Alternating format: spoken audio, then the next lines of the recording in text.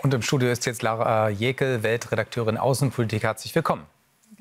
Also Grönland strebt ja eigentlich die Unabhängigkeit an. Das gerät so ein bisschen in den Hintergrund, wenn man jetzt diese ganze Trump-Geschichte sich anschaut. Also wie realistisch ist das oder müsste Grönland jetzt nicht eben umso mehr zu Dänemark halten?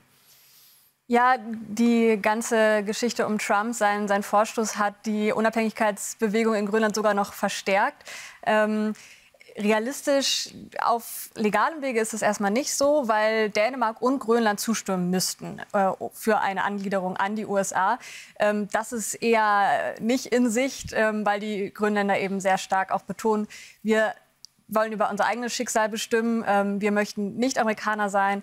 Wir sind noch Teil Dänemarks, aber es gibt eben die starke Bestrebung, auch unabhängig zu werden.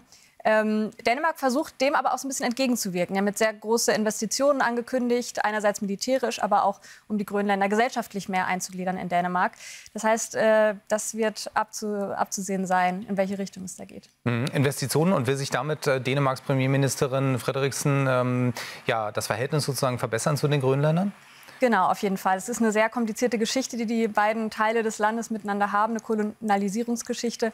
Da sind auch sehr schlimme Dinge gelaufen von dänischer Seite, die Grönland bis heute noch aufarbeitet und Dänemark auch noch aufarbeitet.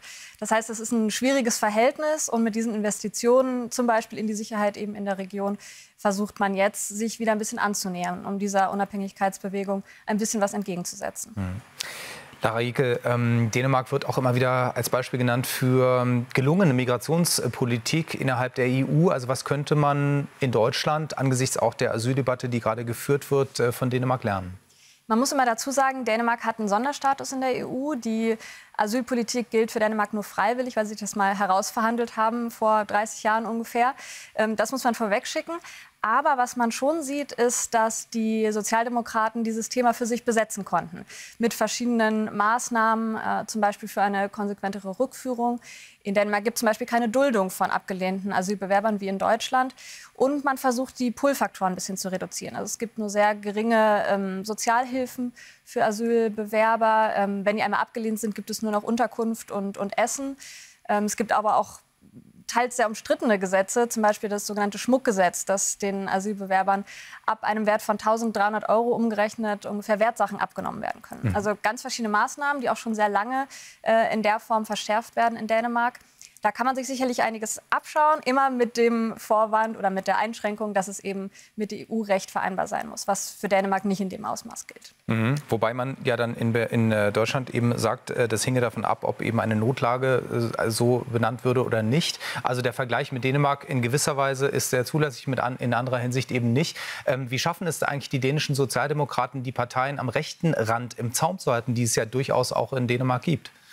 Die haben sehr früh erkannt, dass sie dieses Thema Migration für sich besetzen müssen und haben das ziemlich klug verknüpft mit dem Thema Sozialstaat. Also dadurch haben sie ihre Kernwählerschaft, die Arbeiterschaft für sich gewinnen können oder zurückgewinnen können zum Teil und haben eben gesagt, wir müssen um den Sozialstaat weiter so großzügig zu gestalten, wie wir es gerade tun, müssen wir die Migration begrenzen. Und dann kann das zusammen funktionieren.